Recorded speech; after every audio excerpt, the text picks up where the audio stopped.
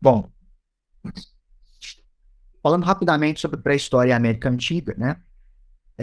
A gente tem uma noção de como os povos antigos se relacionavam com a arte, muito em função ah, de povos que existem ainda hoje, né? E que preservam algumas características do modo de vida dos primeiros povos humanos que pisaram no planeta. Você ainda é capaz de ir a alguns lugares remotos e encontra tribos que vivem da mesma forma que os primeiros povos humanos viviam. E a forma como eles se relacionam com a arte nos dão indícios muito fortes de como os primeiros humanos também se relacionavam, né? Então, há casos, por exemplo, de europeus que visitaram algumas dessas tribos, né? E que desenharam, por exemplo, no caderno, como se fosse para perguntar: tem esse bicho aqui? Ele desenha lá uma vaquinha, desenha um porquinho. E aí as pessoas ficam com medo, falando assim: nossa, mas o que que a gente vai ter para comer se vocês roubarem nossos porcos, nossas vacas? Não porque eles entendessem que os europeus estavam dizendo: olha aqui, ó, nós vamos roubar esses bichos de vocês. Não, mas porque os europeus entendiam que quando você representava visualmente o animal, você estava tirando o poder do animal para poder caçá-lo, então, com uma facilidade maior. Os povos antigos, eles usavam a arte, portanto, não como registro ou para ser vista e lida apenas, né? Mas elas tinham finalidades muito específicas, né? Então, eu vou fazer um desenho para esse desenho me proteger, para ele me dar poderes, para que eu possa cultuar meus ancestrais, ou para que eu possa exercer magia sobre meus inimigos ou sobre os animais que eu quero caçar. A prova disso é que quando algumas dessas imagens foram encontradas no interior das cavernas, elas eram encontradas em lugares que pudessem ser admiradas, vistas, né, como relatos. Olha só como foi essa minha caçada nesse dia, e estava lá o registro, né, orgulhoso do caçador. Não, essas imagens muitas vezes eram encontradas em lugares remotíssimos dentro da galeria de cavernas, né? Quase inacessíveis. Ou seja, obviamente sem luz. Ou seja, elas não foram feitas para serem vistas e admiradas.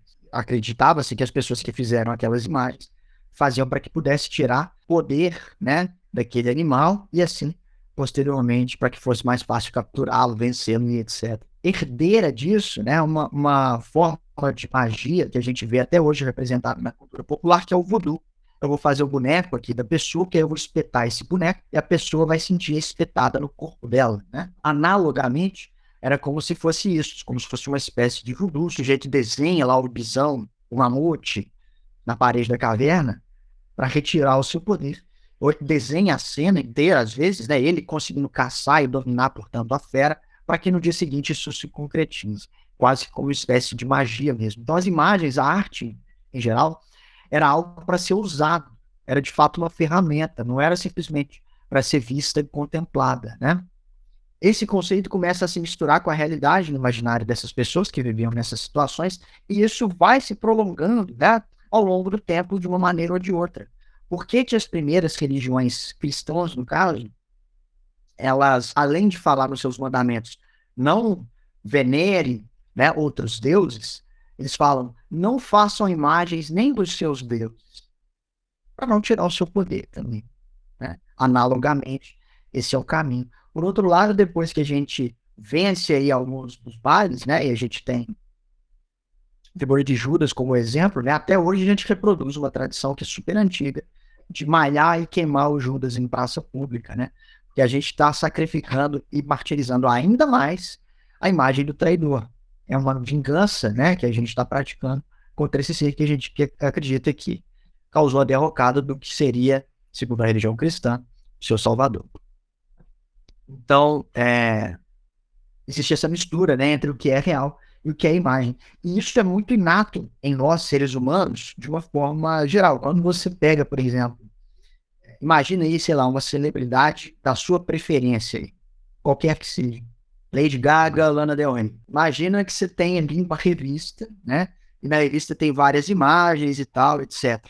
Se eu pego uma página dessa revista, tem a foto lá da Lady Gaga, da Britney Spears, né, da Lana Del Rey, eu pego minha agulha e faço furos nos dois olhos dessa fotografia da Lady Gaga, da Britney, de quem quer que seja, a gente sabe racionalmente que a Lady Gaga, a Britney Spears, a pessoa que for, não vai sofrer nenhuma consequência com esse meu ato, mas principalmente se eu fizer isso na sua frente, fizer lá, ó, você sente no mínimo um arrepio, né? Uma certa repulsa por aquilo que eu estou fazendo ali, que seria diferente se eu fizesse 2 furos em qualquer outra parte da revista que não tem os olhos de uma pessoa que a gente gosta ou desgosta, né? Mesmo sabendo que nada pode acontecer a essa pessoa, a gente tem uma sensação de estranheza, né? De incômodo com esse tipo de situação, porque a gente enxerga alguma conexão entre a imagem da representação da pessoa e a pessoa real, né? Então, principalmente antigamente, que não existia uma separação muito clara entre o sobrenatural e o natural, né? Principalmente nas tribos, nas religiões, nos povos mais antigos, os deuses, entre aspas, eles caminhavam entre os seres humanos, né? Então não existia uma distinção. Ah, não, eu só vou me encontrar com os deuses depois que eu morrer. Não, os deuses eles interferem aqui na plantação agora. Eles vão determinar se eu vou conseguir caçar ou não, é agora. Estão aqui para ajudar ou para atrapalhar, dependendo do quão eficiente eu fui em agradá-los. Né? E, por fim, como a gente vinha falando, as pinturas em cavernas tinham, então, esse propósito de submeter os animais ao poder do artista, muito baseado nessa mistura entre o que é real e o que é imagem, inclusive. A imagem, né, ela faz parte da realidade também no imaginário dessas pessoas que viviam nas primeiras civilizações. Existem também outros relatos de pessoas que aparecem com máquina fotográfica nessas tribos que ainda vivem, né, da forma como se vivia há 30 mil anos atrás, e que quando tiravam as fotos, as pessoas imploravam, pelo amor de Deus, para que fossem destruídas aquelas fotos, porque estavam aprisionando a sua essência, ou que eles acreditavam que fosse a sua alma, né, naquela fotografia ali, quando eles viam a sua imagem ali retratada. Então, como eu falei, não existia essa separação entre o natural e o sobrenatural. Então aqui a gente tem essa pintura do bisão, né, em Altamira, na Espanha. E de cara você já consegue ver que é uma representação, né? Você vê aí, de aproximadamente 15 mil anos, que não passa vergonha, assim, né? O bisão muito facilmente identificável por uma pessoa que vive hoje no século XXI. Né? A gente tem todos os elementos da sua anatomia aí, com alguma simplicidade, é verdade, mas muito claramente representados. As 4 patas, ele está de lado, as patas estão num ângulo, né? Dá para perceber aí claramente. Tem os chifres, a corcova, né? Aquela corcunda lá, que a maioria dos bovinos tem. Então, assim, é uma representação claramente, né? Apurada do animal real, apesar de não ser realista, né? Mas bastante apurada. E afixada numa parede extremamente difícil de ser acessada por seres humanos. A mesma coisa essa aqui em seguida, né? Outro visão aqui também em Altamira, na Espanha. E aí você consegue notar aqui, né? Tem até um pedaço do que é uma outra figura se emendando aqui com as pernas desse visão. Outra evidência, né, de que essas figuras não eram feitas para ser vistas e contempladas por si, cada uma delas, é que tem ocasiões, né, em que essas figuras elas começam a se misturar e se colocadas umas sobre as outras, né, um desenho por cima do outro, porque não interessa que eles sejam separados, sejam colocados numa cena coesa, não, interessa, né, e aqui dá para ver, inclusive, né, que tem visão, mas aqui atrás dele tem um outro, apontando para o outro lado, aqui tem, parece ser um veado, alguma coisa assim. Porque eu quero caçar esse bicho eu próximo, então faço um desenho dele, não importa aonde, que aí eu vou tirar o poder desse bicho para eu poder caçá-lo em seguida. Eu posso desenhar, inclusive, por cima do outro, porque não interessa que ele fique bonito, que ele seja admirável, que fique lá à disposição para que as próximas gerações vejam como eu cacei. Não, é para que eu possa caçar amanhã. Eu vou fazer esse desenho, porque eu preciso tirar os poderes, entre aspas, né, desse animal agora. Então existe uma concepção leiga, principalmente, de que os registros rupestres, eles muitas vezes eram de relatos, né? Quando não, eles tinham uma função muito específica, e a arte, nesse caso, ela é que tinha a intenção de aprisionar o poder do animal para submeter ao caçador, quando fosse então caçar. Essa daqui é registro na França, né? Também, aproximadamente 15 mil anos atrás. O mais um aqui na França, né? Dessa vez aqui um cavalo, é que vocês podem ver, ó, que ele já tem aqui que é a ferida, né? Uma espécie de rajada que nele, né? Não eram incomuns, às vezes já vê a lança espetada ou o próprio caçador, né? Já com a arma ali da ocasião, ferindo o animal lembremos do paralelo que fizemos com o voodoo, né? É o mal que eu quero infligir no animal, eu já retrato aqui agora para me garantir que eu vou conseguir fazer isso amanhã. E aí, de novo, né? De novo, a França, o cavalo, ou o boizinho ali atrás. Eu vou desenhando uma coisa por cima da outra, não tem problema, o espaço vai acabando, mas eu tenho que desenhar o bicho, porque eu vou caçar ele amanhã. Então eu desenho por cima do desenho que já está pronto mesmo. Não tem problema e é magnífico, né? E aí, quando a gente para pensar na rudimentaridade dos instrumentos disponíveis para fazer esse tipo de representação, né? Era resto de planta, resto de vegetal, mas principalmente resquício animal, por isso muito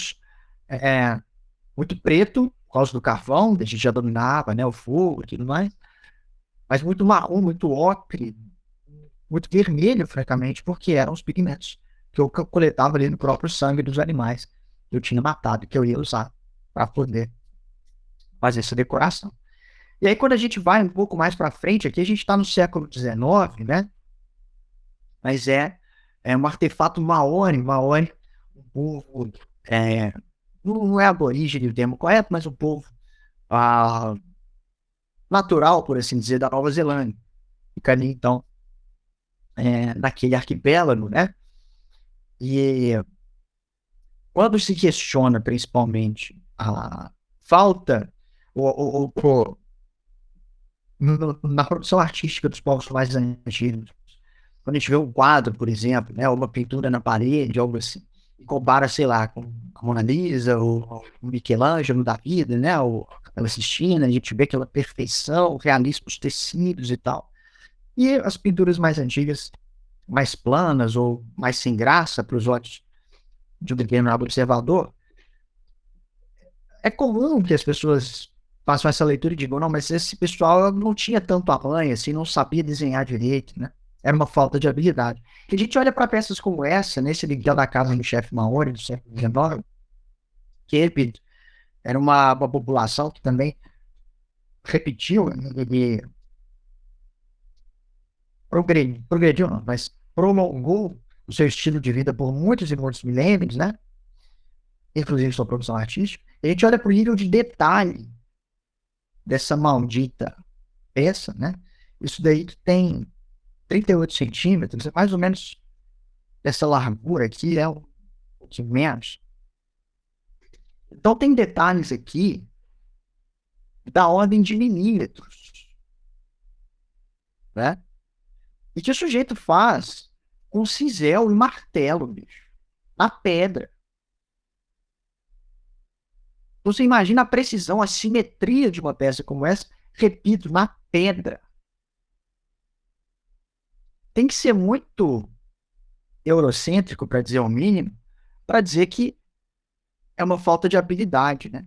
Então, quando a gente vê nesses povos, principalmente mais antigos, o tipo de arte que eles produzem, não é porque eles não sabem desenhar de maneira realista, naturalista, como os pintores renascentistas que vieram séculos depois, mas é uma opção deliberada. Não é que falta habilidade, é porque ele quer representar dessa maneira, né? Uma prova da presença também de habilidade e de conhecimento da aparência humana, né? A gente vê em produções artísticas de povos africanos, por exemplo.